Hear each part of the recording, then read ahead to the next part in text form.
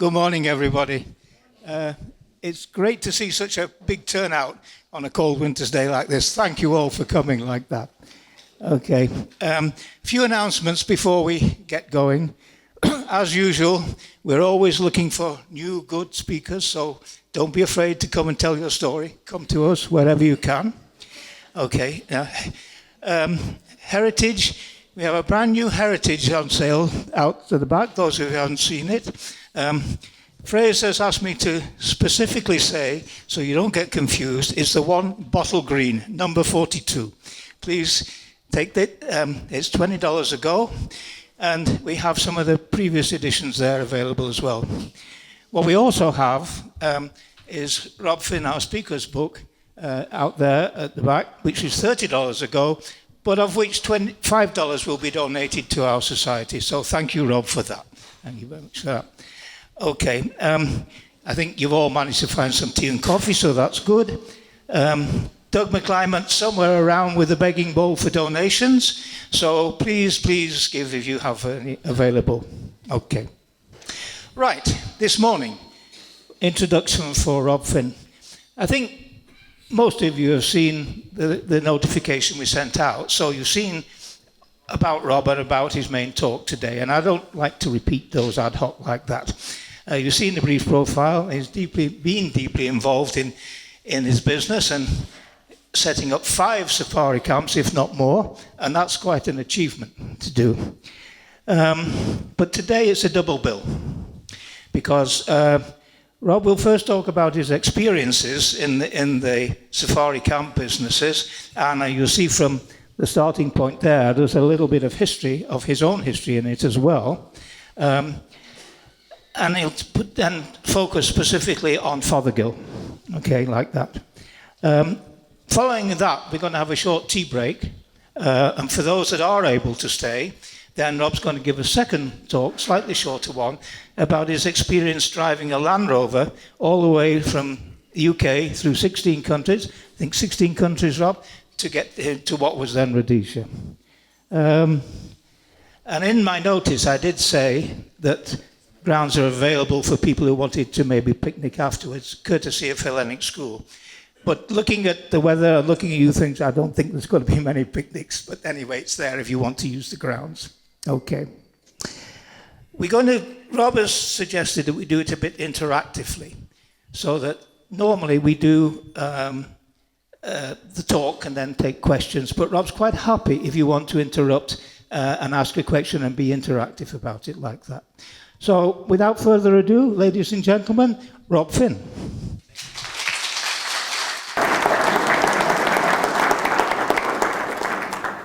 Thank you. Very good to be here, and thank you for all coming.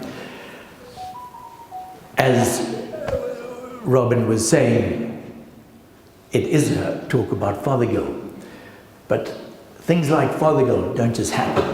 There's always a long history behind anything like this. You know, we hear of guys like Elon Musk, who came from nothing and is the richest man in the world today. And how did old Rob Fynn, who had nothing, set up a 60-bedded safari camp in the middle of Matusadona? So there's a story behind how it all happens. And I'm going to just go quickly into the history of who I am, which started a long time back with Henry Francis Fynn, grandfather 6 generations back, arriving in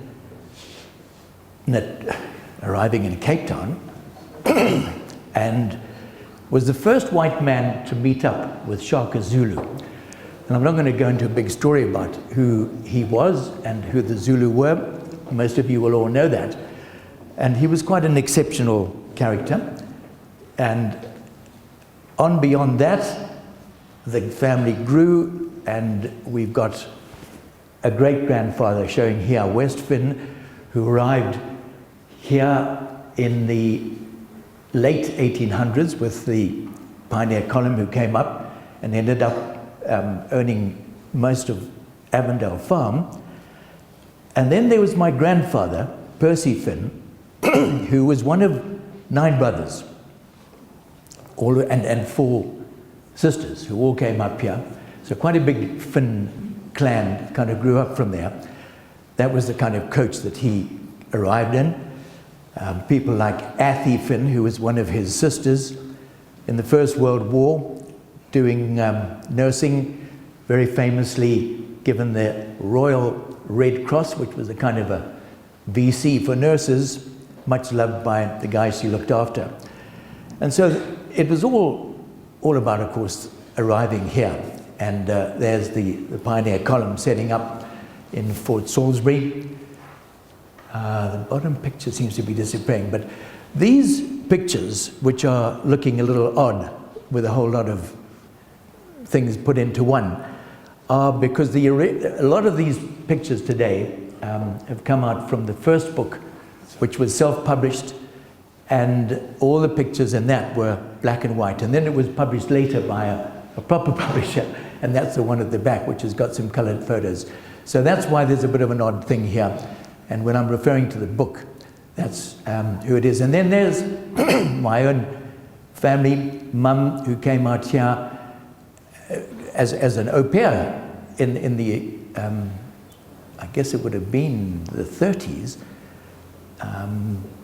Yeah, of course it would have been. And then she went off to fight in the Second World War, and Dad was already there. And he was in the commandos looking after number 2 commando, and they met up there. Is this still coming through in the thing? Yeah. And they met up there, and when Dad came back, interestingly, all the, I think it must have been the officers who arrived back, were given the option of either a university degree, which they could go and do, paid for by the government, or would be given the option to buy a farm at 2 6 an acre. And Helensvale was the one he chose, and that's where we were all brought up. And that's down in the bottom left there with the old Chevy, which I have a few of them around today in memory of all that. And then there's the family, my sister Janie on the left, brother Mike Ness, who very sadly died prematurely with breast cancer some years ago. And we were a keen sailing family, so there we are in Sofala. And then Rob, educated at Peterhouse, had no idea what he was going to do at the end of that. And and Dad had always wanted to be in the Navy, but there was too much of a queue to get in. And he said, well, why don't you go and try that out? So I did, and had a very great 5 years serving the Queen, going from a landlocked Rhodesia into the Royal Navy was quite an experience. And there we head out. A little bit of a story quickly, just to give you a bit of fun on that mortar deck. Going back there, that's an anti-aircraft frigate, which is what I was posted to as a midshipman coming out of Dartmouth. And we were given a lot of responsibility very quickly. And you were sometimes in command of a ship like this, in the worst watch that nobody else wanted to be in the middle of the night. And we had some quite interesting experiences, which I'm not going to talk a lot about, because all of this is in the book, if you pick it up to read. And that's an anti-aircraft, sorry, that's an anti-submarine mortar deck at the back there. We took over from an Australian frigate like this in the Singapore war that was going on back there in the early 60s. And you know, the Navy are very importantly, you salute ships as you go past each other. And we were saluting these guys in our ship, all dressed very smartly, and their Aussies were all lounging around in their deck. And suddenly we heard these reports go off, and we thought, my gosh, they're giving us a gun salute. Well, actually what they were doing is they'd stuffed all these anti-submarine mortars with toilet rolls, and we then had several thousand toilet rolls showering down onto the ship and getting sucked into all the intakes and the radars, and we were out of action for about 2 days cleaning the ship up. Good Aussie stuff. And we went into the engineering, and as ever, sports cars were part of our life. Then I got all Rhodesians got chucked out of the Navy because when UDI was declared here, every Rhodesian was regarded as a rebel. So I fortunately was able to get into Bristol University to finish off my engineering, and took a bit of time out on a fishing trawler going to Iceland in my first vacation that I'd ever had in the summer. And that was an experience indeed. And at the end of that, of course, it was time to go home. And I had this mad idea that I could fly a tiger moth back to Rhodesia. So a guy in the local flying club kind of was excited by the idea and actually gave me this tiger moth. And he said, look, it's cost me £1,000, Rob, so that £1,000 tiger moth is probably worth £500,000 today. And he said, you can just advertise my kind of product in this business that I'm in, and just get it to Rhodesia. So we had this incredible time flying around with the University Air Squadron looking after the plane. Sorry, this is suddenly got a bit loud. Is that okay? And Digger, who you see in the background, was an aircraftsman in the Air Force who actually left the Air Force to join me to fly this back. Well, we had a few hairy experiences, and he quite quickly found another job and said, I don't think I'm going to actually emigrate after all, Rob. And my cousin John joined me for a while, which was great fun until we had a bit of an accident, which wasn't really serious, but it did mean that we couldn't fly this aeroplane back across the continent. So John had bought a Land Rover. Now, there's some quite interesting flying stories, but I'm not going to get into them. If you pick up the book, you'll see them. And I'll just quickly tell you about this. We had to do a bit of joyriding, and there's a youngster sitting in the front cockpit, and they would, the tiger moth has no brakes, and it has no electricity in it of any kind. So you have to swing the prop to start. So when you are landing and taking off, and it was a pound for 15 minutes flight. If you had to climb up over the wing and get into the front, and I had a youngster who was very, very excited about getting in, little kind of typical English schoolboy with his brownie on the front, and he jumped in, and my assistant would tie him in with the parachute and all of that, and we'd always ask, do you want to fly or do you want to do some aerobatics? And this little guy said, no, we're going to do some aerobatics. So we got up there, and we went into what is known as a slow roll, where you get up a good speed and you come up on the side and you hold it, and then you go over the top and you hold it, and you do the other. But if you don't get the speed right, at the top, you're upside down, the fuel tank's on the top of the wing and it's gravity feed, and if you haven't got the speed right, the airplane engine always stalls because the fuel suddenly stops. Normally you just carry on over, but if you have, and we ended a couple of birds on the way down, so we didn't get the speed quite right. And at the top, we stalled the aeroplane, which means that you tumble out of the sky in a very violent way. There's nothing too dangerous about it. You've got 1,000 feet or so that you lose, and you have to pick it up again. And as long as you've got the height before you start, that's all fine.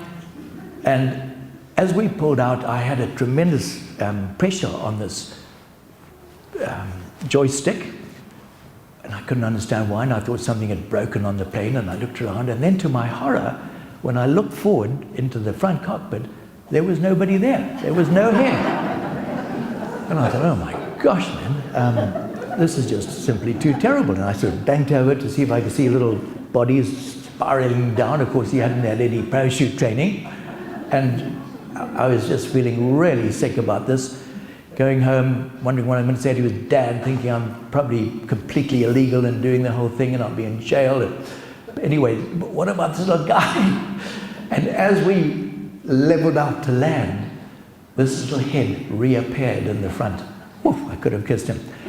And it turned out that he had got such a fright, and his parachute had slipped forward, and he just got right underneath that front flying cockpit.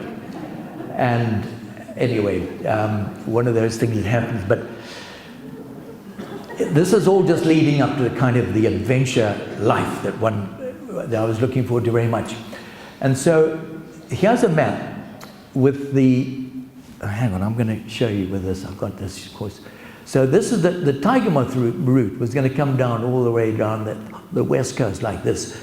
And I only chose that because I thought the navigation would be easier. I wasn't all that confident about that. But this is before the days of cell phones and stuff, hey guys. This is back when we communicated by telex to every single one of these, something like 16 countries, lining up fuel, having to get visas. There was some of those little countries that said, no, you can't fly over, we think you're bringing in weapons, and we had to go out to sea and fly around it. So it was a massive exercise that took about, gosh, 2 or 3 months just to get all that organized, let alone everything else.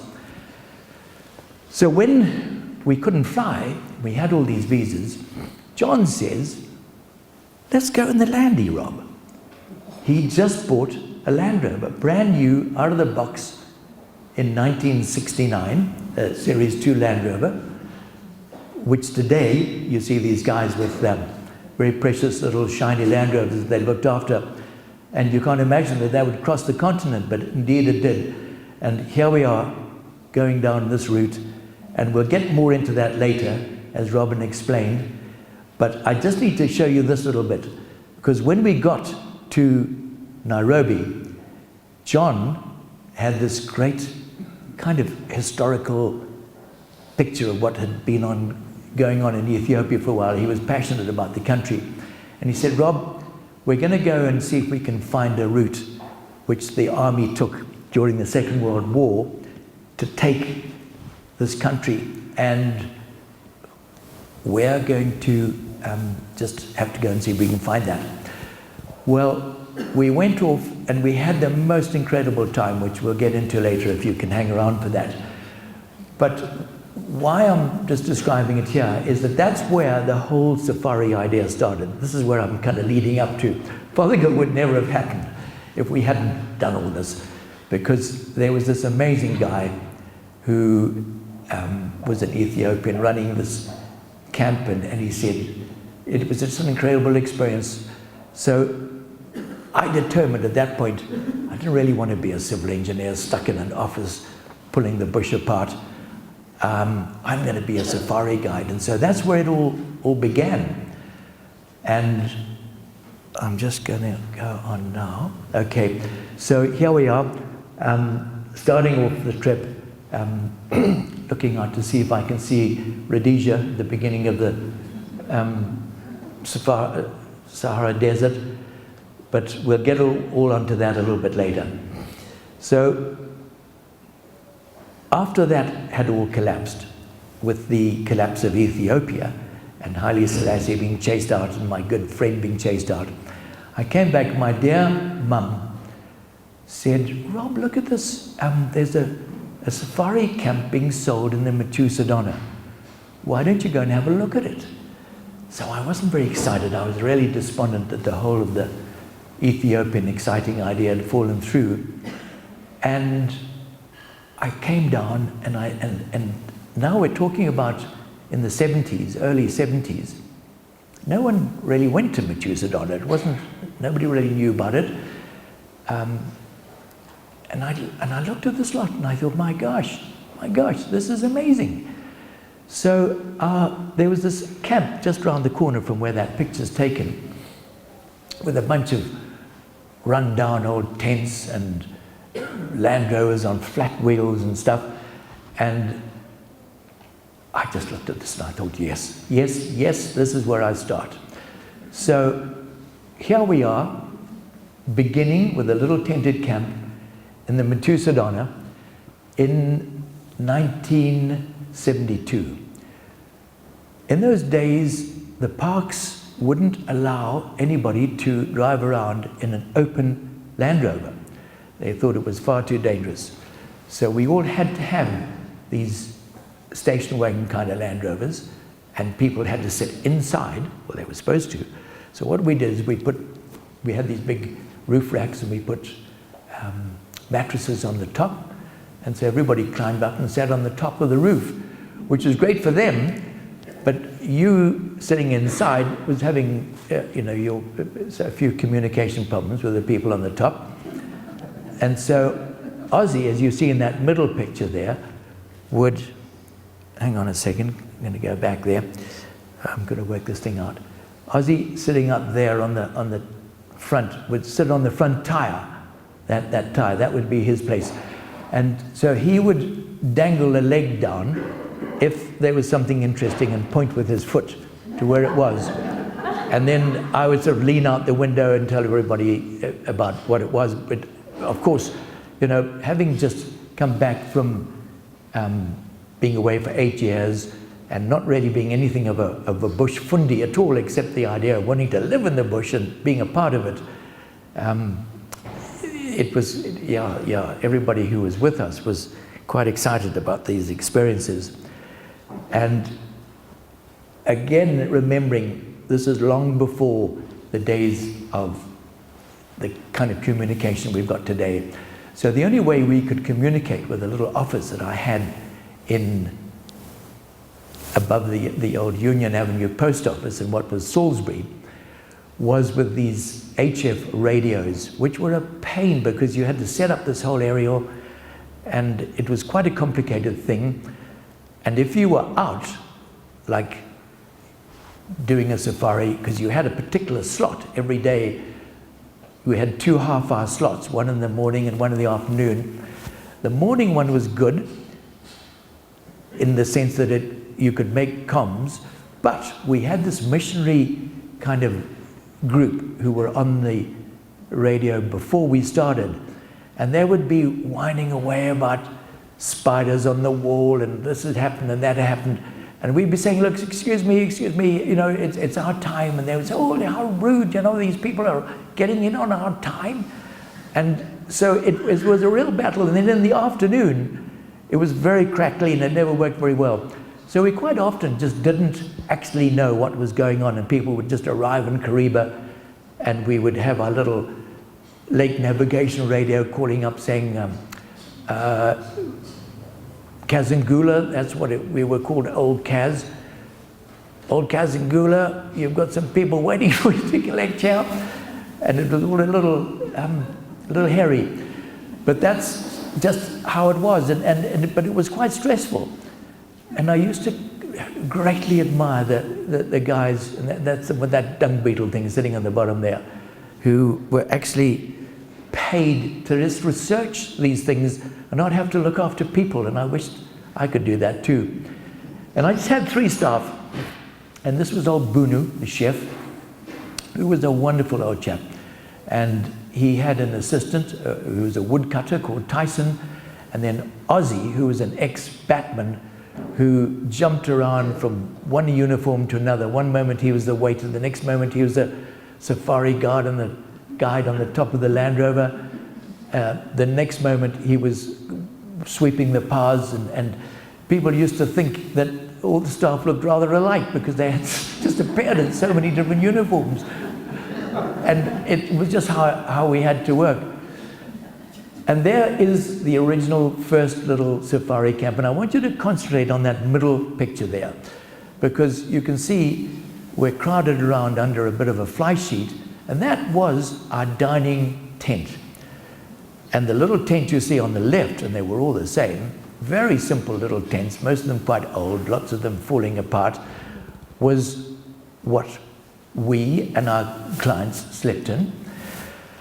And it was really very, very primitive. After a while, that dining fly sheet would often get blown away in a strong wind, and we'd all have to crowd into the tent next door to finish our meal, and it was a bit of a schlep.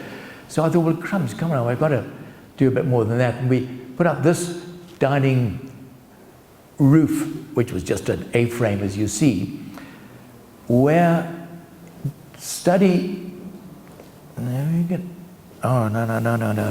back. let me point out that because when I put this up, this is the first kind of structure I'd ever built with my bare hands. And I didn't think about too much, in spite of my civil engineering degree, stressing that it was required. So it was just like that, big A-frame, little old poles on the side. We always just found bush poles. There wasn't fancy poles. And suddenly the thing started to do a splits. And we had to kind of put this wire across and then tension it, a bit like you do with a sort of model airplane, winding up the wings with sort of buffalo reeds, ribs in the wire to hold it all together. And, you know, I mean, some fancy guy would arrive and say, "Oh, what are those ribs doing up there, Rob?"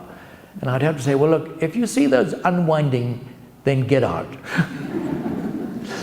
It was very primitive, guys.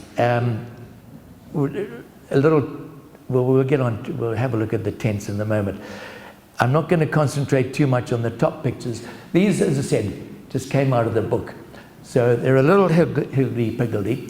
And remember that every slide you see today was a slide that had suffered various depredations and degradations in his life, and now have been converted into digital form. So please forgive the condition of them. So then this most amazing lady and beautiful lady, Sands, arrived in my life, and I won't go into the whole story, which you will pick up in the book, but she just turned our lives completely around, from a real bachelor little setup with 3 of us guys running around trying to look after people. Sands turned this into the most amazing camp with the most amazing food. People came from all over the lake just to sample her cooking, and suddenly we had lovely bright bedspreads and tablecloths, and it was all just super, super, super. And she just was the most amazing girl. And here we are now in the new dining thing, which you see a little old, I mean, one of the things about all this was we were all operating on an absolute shoestring. So those sort of tables you see, you've all seen them, just wicker little tables that very simple and just kind of ordinary old deck chairs and things. And it was very, very sparse. That, some of you might remember Philippa Berlin, and that's her daughter Tiggy there, and Sands and myself pontificating about something.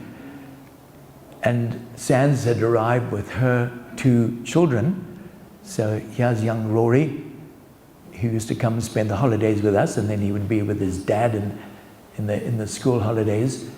And there's old Tyson, who's quickly got into his uniform to be a waiter, and our very simple little sparse thing. Now, in amongst the package that I bought, which my darling mum had mortgaged her home to give me the money to pay for all of this, was the equipment and a site in Gonarijou, which is exactly what you're looking at here, looking at the old Chilojo cliffs. So we had all this equipment to set up 2 camps. And when I kind of bought it all, I thought, well, you know, obviously they had a good idea about why they wanted 2 camps at the complete opposite end of the country.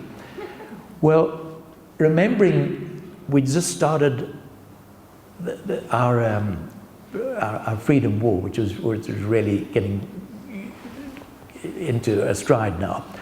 And so the idea of having to cross from one end of the country and all the logistics that went into it was huge.